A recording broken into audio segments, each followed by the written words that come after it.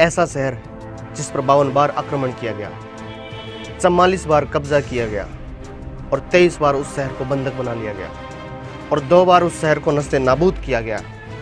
ऐसा शहर जिस पर तीनों इब्राहिमी धर्म यहूदी, इस्लाम और ईसाई अपना सबसे पवित्र शहर होने का दावा करते हैं। जी हाँ दोस्तों, मैं बात कर रहा हूँ जेरूसलम की। इज़राइल जेरूसलम को अपनी राजधानी मानता है, लेकिन आज तक किसी भी देश ने अपना दूतावास इज़राइल के अंदर जेरूसलम में नहीं बनाया। ये उनके दूतावास हैं तल अवीव शहर में। लेकिन 6 दिसंबर 2017 डोनाल्ड ट्रंप ने एक ऐलान किया कि वो अपना दूतावास तल अवीव से जेरूसलम में शिफ्ट कर रहे हैं और इसी से पूरे खाड़ी देश में एक आग लग गई है। यहूदी, इस्लाम और ईसाई, इन तीनों धर्मों का मूल अब्राहम से है। अब्राहम जो पैगंबर है वो ईसा से 2000 साल पहले आए। अब्राहम के 2 पुत्र हुए, इशाक और इज़राइल। इज़राइल के बेटे यहूदा के नाम पर यहूदी वंश चला ईसा से 1000 साल पहले। दाऊद ने जेरूसलम में यहूदी साम्राज्य की स्थापना की और उनके बेटे सुलेमान ने 40 वर्ष बाद वहाँ सोलोमन का पवित्र मंदिर बनवाया। ईसा से 586 साल पहले बेबीलोनिया के शासक ने जेरूसलम पर चढ़ाई की और सोलोमन का पवित्र मंदिर तोड़ दिया और वहाँ रहने वाले सभी यहूदियों को शहर से निकाल दिया। इसके 50 साल बाद पोरस के राजा साइरस ने यहूदियों को वापस जेरूसलम भेजा और वहाँ दूसरा पवित्र मंदिर बनवाया। 332 ईसा पूर्व सिकंदर महान जेरूसलम में आया और जेरूसलम को जीता। इसके बाद रोमन, फारस, अरबी, तुर्क सभी शासक वहाँ आते गए और लड़ते गए। किसी ने यहूदियों को बाहर निकाला और किसी ने यहूदियों को वापस अंदर लिया। ईसा से 66 साल पहले रोम के जनरल पापे जेरूसलम में आते हैं और वहाँ एक भयंकर युद्ध होता है जिसमें 15,000 यहूदी मारे जाते हैं। 30वीं ईस्वी में ईसा मसीह को जेरूसलम में ही रोमन क्रॉस पर सूली चढ़ा दिया गया। इसके बाद रोम का राजा हद्रियन जेरूसलम आया और उसने एक एक यहूदी का कत्ल करवाया और वहाँ की एक एक ईंट गिरा दी। 6ठी शताब्दी तक जेरूसलम में रोमन साम्राज्य रहा और इतने खून खराबे के बाद जो धर्म आया वो था इस्लाम।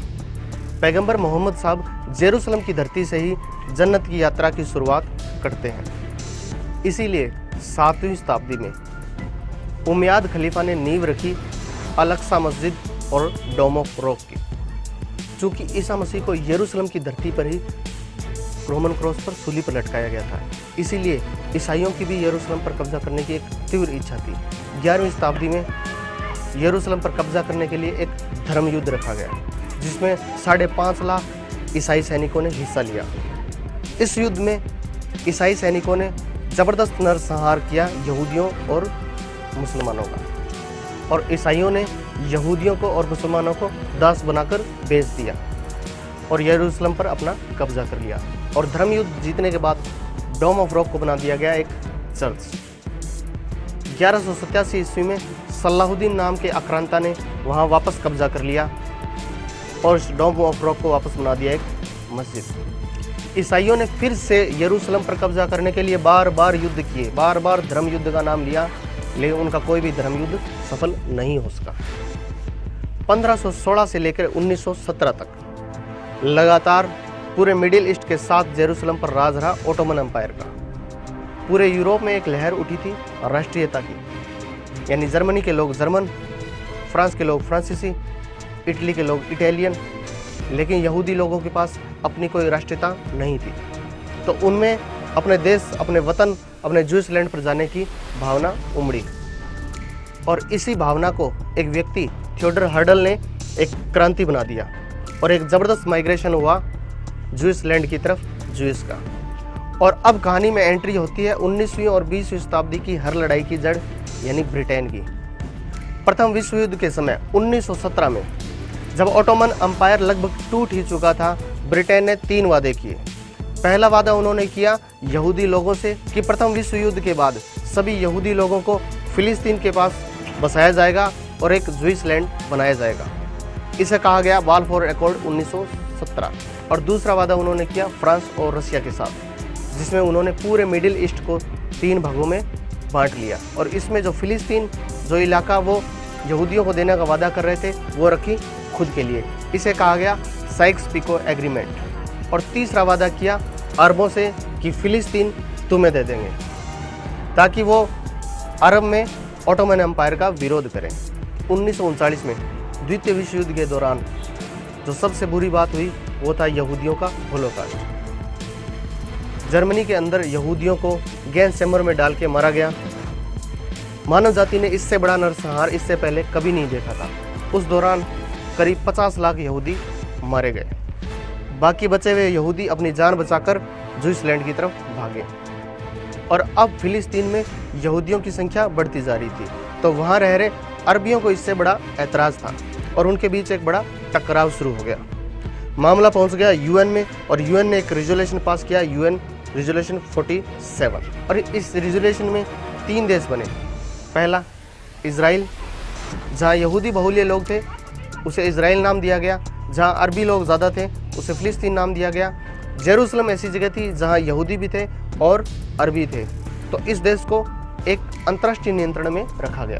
फिलिस्तीन के पड़ोसी मुस्लिम देशों को ये बात बिल्कुल अच्छी नहीं लगी कि इन मुस्लिम देशों के बीच में एक यहूदी देश कहाँ से आ गया, तो उसे देश मानने से ही इनकार करते थे। और 1948 में मिस्र, सीरिया, इराक, जॉर्डन ने मिलकर इस नए बने देश पर हमला कर दिया। लेकिन पूरी दुनिया सताए ये यहूदी लड़ने में बड़े होशियार निकले और उन्होंने इन चारों देशों को हरा दिया। और इस युद्ध के बाद इजराइल ने फिलिस्तीन के बहुत सारे भूभाग पर कब्जा कर लिया और फिलिस्तीन में रहने वाले 7 लाख लोग अपने ही देश में रातों रात रिफ्यूजी हो गए। 1967 में मिस्र, जॉर्डन और सीरिया ने एक बार फिर से इजराइल पर हमला किया। इस युद्ध का नाम दिया जाता है 6 डे वॉर। इस युद्ध में इजराइल ने एक बार फिर इन तीनों देशों को बहुत बुरी तरह हराया और इनके बहुत बड़े भूभाग पर कब्जा कर लिया, जैसे वेस्ट बैंक, गाजा पट्टी और सिनाई पेनिनसुला, और जेरूसलम भी पूरी तरह अपने कब्जे में ले लिया। और 1978 में कैंप डेविड एग्रीमेंट साइन हुआ, जिसके तहत मिस्र ने पहली बार ये मान लिया कि हाँ भाई इजराइल तुम भी एक देश हो। पहली बार किसी अरब कंट्री ने ये बात मानी कि इजराइल एक देश है। बदले में इजराइल ने मिस्र को उसका छीना हुआ भाग सिनाई पेनिनसुला वापस दे दिया। और 2 बार युद्ध हार के अरब देश तो शांत हो गए, लेकिन रिफ्यूजी हुए फिलिस्तीनियों को अपनी लड़ाई अब खुद ही लड़नी थी। इसलिए निर्माण हुआ PLO का, फिलिस्तीन लिबरेशन ऑर्गेनाइजेशन का। और 1987 से 93 के बीच फिलिस्तीनियों ने इजराइल के खिलाफ एक बगावत छेड़ दी। इसे नाम दिया गया इंतफादा फर्स्ट। और इस इंतफादा फर्स्ट के बाद जो एक उग्र संगठन बाहर निकला वो था हमास। सन 2000 में इजराइल के president Ehud Barak temple mount में अपने 1000 सुरक्षा गार्ड को लेकर चले गए। इससे फिलिस्तीनी बहुत नाराज हुए और एक बार फिर बगावत शुरू हो गई, जिसे नाम दिया गया इंतफादा द्वितीय। इस इंतफादा द्वितीय में भी हजारों ज्यूइश और फिलिस्तीनी सिविल लोग मारे गए। इजराइल जानता था कि अगर किसी भी तरह का समझौता होता है तो गाजा तो उसके पास नहीं आएगा। इसीलिए इजराइल ने खुद ही 2005 में गाजा से अपनी सेनाएं हटा ली और उसके बाद वहां कब्जा कर लिया हमास ने। और अब हमास संगठन उग्र और ताकतवर होता जा रहा था। उसे मदद मिल रही थी बाहरी देशों से और वो रॉकेट लॉन्चर और बम का इस्तेमाल कर रहा था इजराइल की सिविल जनता के खिलाफ। और इजराइल ने गाजा को चारों तरफ से घेर लिया। गाजा पट्टी पर इजराइल और हमास के बीच 2008, 2012, 2014 में बार लड़ाइयाँ लड़ी जा चुकी है और हज़ारों निर्दोषों की हत्याएं हो चुकी है। तो दोस्तों, ये था जेरूसलम का और इजराइल और फिलिस्तीन का पूरा इतिहास।